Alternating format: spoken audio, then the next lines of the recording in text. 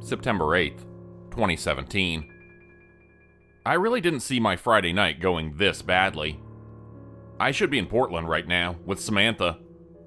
But instead, I'm stuck here on a Greyhound bus, waiting for the goddamn driver to come back. At least I've got my laptop, I guess. But no internet. Go fucking figure. So I've got nothing to do but ramble to myself like a goddamn lunatic. It's been about 45 minutes by now. I would have thought the driver would at least come back with an update or something, but apparently not. Maybe he's still on the phone with someone out there. I can see his flashlight out front, so he's gotta still be out there. The kid in the seat behind me woke up and he's crying. I can hear his mom trying to shush him, but he's screaming so loud that you can barely even hear her. One of the two old ladies a few seats in front of me got up to coo at him and see if she could help the mom settle him down, but she doesn't seem to be having any luck. The other old lady just looks annoyed, but she hasn't said anything yet. Funnily enough, she kind of reminds me of my mom, and not in a good way. Round face, curly hair, flushed red cheeks, and little piggy eyes. I'm half expecting her to get up and start swearing at the kid, just like my mom always did with my little brother whenever she got drunk. See, it's that kind of behavior that made my dad divorce her. At least the other old lady is nice. I can hear her trying to make small talk with the mom. I think the kid might be starting to calm down, but I don't know. I just heard the old lady, the one who doesn't look like my mom, say, "Life is a bus ride, isn't it? Takes you to all kinds of exciting places and you meet all sorts of exciting people." Is that supposed to be a joke? Seems kind of lame. The guy in the suit near the front of the bus is still asleep. I don't think he's figured out that we've broken down yet. Maybe he'll sleep through this whole ordeal. Christ, we should all be so fucking lucky. Looks like the mom is getting up to talk to the bus driver. Fucking finally. I've been waiting for someone else to do it. I don't really want to do it myself since I'm all pissed off right now, and I don't really want to be on the ash... Okay, what the fuck? The mom just told us that the bus driver is gone. As in, he's straight up not here anymore. His flashlight is just sitting in the fucking road. I even went out there with her to go looking for him. We woke up the businessman, his name is Roberto, to look with us. The driver is gone. What the fuck? I've been talking with the other people on the bus. None of us have a phone signal right now, or else we'd call for help. None of us have seen any cars passing by either, which, now that I'm thinking about it, is kind of weird. I mean, we were supposed to be on the highway this whole time, right? The road we're on kind of looks like a highway, but there should be other people here. There should be other cars. Fuck, what the hell's going on here? I've got this stupid feeling in the back of my mind that I should be worried. But I mean, obviously this is just some kind of screw-up, right? It's like 3 a.m. Obviously there aren't any other cars around. Obviously someone is going to come and find us. Obviously this is all going to work out. But in the back of my mind, I can't help but wonder what's going to happen if it doesn't. Jeez, I can't stop looking at the highway. Something about it is just so unsettling. It's like this liminal space where I know there should be people, but there aren't. This familiar space that's now weirdly empty. Which probably isn't that weird considering it's 3 a.m., right? I don't know. Writing this out on my laptop is the only thing keeping me from freaking out right now. I just need something to keep my mind focused for the time being. The mom, her name is Carla, and Roberto are still trying to get a signal. Same with one of the little old ladies, the one who looks like my mom. I've got my phone out just in case I can catch a signal, but the battery's pretty low. My laptop's got power at least.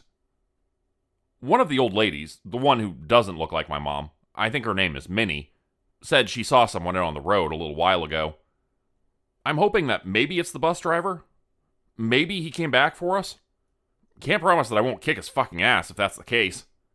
Carla's saying that she just saw somebody too. I'm gonna go with her to look. September 9th, 2017. I knew something was fucking wrong here. I fucking knew it. I fucking knew it. Jesus fucking Christ. We left the bus. It's not fucking safe there anymore. We moved to an abandoned gas station. We might be safe here. We've barricaded the doors with whatever we could find, and God only knows if it's gonna be enough. One of the old ladies, Minnie, She didn't make it last night. When that thing attacked the bus, she couldn't get away in time. Jesus. One minute I was out there with Carla, thinking that our driver had come back from God knows where, and the next everyone was screaming, and we were trying to run, and it's all just a goddamn blur. And I'm still struggling to piece it all together. I went out with Carla to see if the bus driver had come back. She said she'd seen someone outside, so we went to look, and it didn't take that long to find whatever it was. I'd heard something under the bus, so I'd gotten down to take a look. I'd used Carla's phone as a flashlight to see, and I'd been greeted with this face staring back at me. At first I thought it was a guy, some junkie strung out on drugs. They were pale and way too skinny, with bulging eyes, messy hair, and this sort of gaping mouth. I was pretty freaked out by the sight of them, obviously, but I still thought it was just a person. I thought it was a person right up until they started clawing at me from under the bus. They started screaming, howling like some kind of wild animal, violently pulling themselves out from under the bus to try to get at me. Its limbs seemed a little too long, its nails a little too sharp. There was so much about it that just seemed wrong somehow. Like it wasn't fully human. Not really. Carla and I had started running. We'd gotten back on the bus thinking that we'd be safe there. We weren't. As soon as we closed the door in that thing's face, it started trying to smash its way through them. Damn near tore the door off its fucking hinges. We knew it was just a matter of time before it got inside, so we tried to get out. Roberto helped us smash one of the rear windows. We let Carla and her son, Aaron, out first, and tried to let the old ladies go second. Charlene, the one who looks like my mom, got out first. But by then, that thing had already gotten through the door. Minnie had been right behind us when it made it through. And when it charged at us, it got to her first. God. I watched her try to fight it off, but it had already basically torn her apart before Roberto or I could even think about getting it off of her. She was screaming, crying, covered in blood. Not dead, but close to it. We couldn't save her, we knew that. So we ran. I went out the window first and Roberto second. We ran from the bus as fast as we could, following Carla and Charlene into the darkness. Then, at some point, we found the gas station. We spent the night shoring it up, thinking we'd only be waiting a few hours until morning. But morning didn't come. The sky stayed pitch black. Even when the clock told us that it was 1 in the afternoon, the sky was still dark, and there was still nobody out there. Nobody human, anyways. I'll see them sometimes when I'm on watch. Usually they're across the street, and I'm never sure if they'll notice us or not. They're hard to see in the dark, but they're out there. They usually don't get too close to the gas station. Usually. The few who did, we've been able to scare off. They don't move like people. They walk on all fours, loping like animals. Sometimes I can hear them howling at each other. Those howls don't sound human. The food in the gas station is pretty stale. Some of it's so rotten that it's literally inedible. Roberto and I agreed to try heading back to the bus a few hours ago to see what supplies we could get. It's how I got my laptop back. Minnie's body was nowhere to be found, but the blood was still there. We know she's dead. We didn't get a hell of a lot from the bus. I had a few snacks in my backpack, and Carla had some stuff for Aaron. But other than that, we're not exactly well stocked. I'm not entirely sure that we're not going to starve to death out here. I'm already so fucking hungry, and the stale granola bar I've had really isn't doing anything to cut it. I don't know if there's a rescue coming or not. Roberto keeps saying that we'll figure something out, but I'm finding it pretty hard to stay confident right now. I keep looking out the windows. I keep seeing those things in the darkness. I keep thinking about Minnie. September 12th, 2017. Supplies are already starting to run out. It's been 3 days. No sun. We're all hungry, we're all miserable, we're all scared. Even Roberto's been acting differently. Up until now, I'd have said that he was the cheerful one, always acting like somebody was going to come for us, but he's been testy lately. Carla's been on edge too, but I know it's just because she's scared. She's the one with a screaming kid to feed. One of the creatures came up to the gas station last night when Aaron was having a tantrum. It tried to smash through the window to get at us. Roberto and I had to go out with some makeshift clubs to try to drive it off. We kept hitting the goddamn thing, but it just wouldn't die. It should have died. But instead, it just kept looking at us with those bulging eyes. Even after we'd smashed its skull to the point where it should have been long dead. Even when its jaw was hanging off its face. It just kept living. Eventually, we got it to retreat at least. But it was a hell of a fight. The damn thing scratched the hell out of my arm.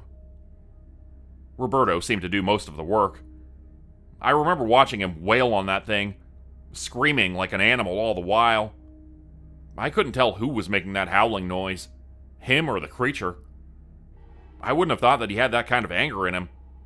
But I also wouldn't have thought I'd be willing to go out and fight a fucking bug-eyed monster with a club made out of broken chair legs. I guess considering our current situation, we've got a choice to either adapt or die. And none of us really want to die. That said, the more I think about it, the more I worry that sooner or later we won't have a lot of choice in the matter. I don't really see any kind of light at the end of the tunnel here. We're running out of supplies. We're all on edge. There's been no sun in 3 days, and now we know that those things out there don't die. I want to be hopeful, I do. But looking at our situation, I can't really say I'm filled with a lot of hope. September 14th, 2017. Is anyone even going to read this? Samantha, are you going to read this? You're probably wondering where I am. Hell, I'm still wondering where I am. Nothing makes sense here, and things just keep getting worse and worse by the day. Roberto attacked Charlene last night. He just flipped out on her. One minute they were arguing, he was saying she doesn't pull her weight. She was arguing that she's 78 years old and she does what she can. And then he was on top of her, clawing at her, trying to bite her. Aaron was screaming and crying. Carla and I had to fight to pull Roberto off of her, and then we had to drag him, literally kicking and screaming, into the old office out back. We've locked him inside, but I can still hear him pounding on the door and screaming for us to let him out. At least, he used to be screaming. Now he just howls. After we dealt with Roberto, Carla and I sat by the window on watch, eating some stale chips and trying to avoid talking about what had just happened. Although, it wasn't long before she said the thing that I was afraid to say. The things that we see in the dark, the things that are moving out there, they look an awful lot like people. It begs the question, were they human once? Were they the people who got stuck here before us? I've been thinking about that for a few days now, but Carla's the one who finally said it out loud. Are we gonna go insane? September 15th, 2017. There's a kid's bicycle out back of the gas station. It's so rusted that if you touched it, odds are it would just disintegrate. But it's there. And it seems to have been there for so long that one of the trees has started to grow around it, absorbing it into the bark. I think about that bike a lot. Roberto is dead. Charlene went into the office an hour ago, and she killed him. Charlene killed Roberto. She said that it was necessary, that it was the only way we could be safe. But just looking at her, I knew that wasn't why she'd done it. Looking at the blood around her mouth and on her hands, I knew she'd only killed him for the fresh meat. You couldn't deny it. Not even for a second.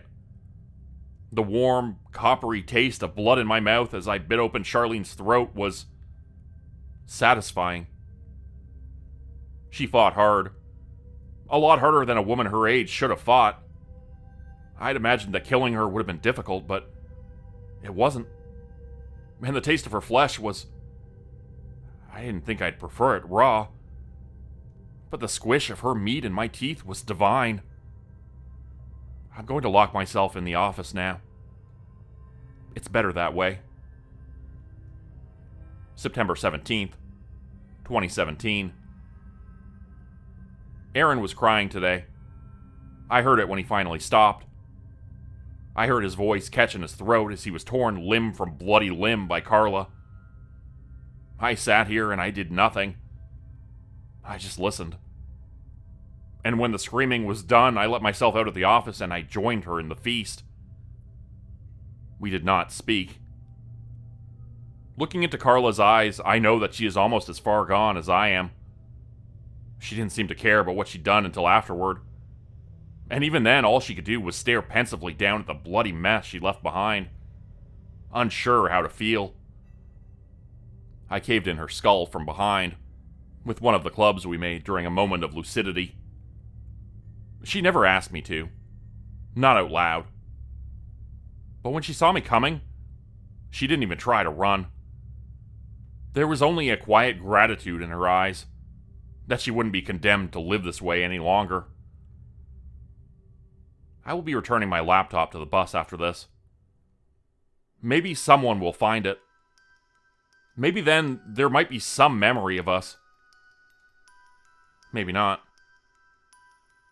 The woods call out to me. The hunger calls to me. But I don't want to go. And I think there's still enough of me left to hold out for just a little while longer.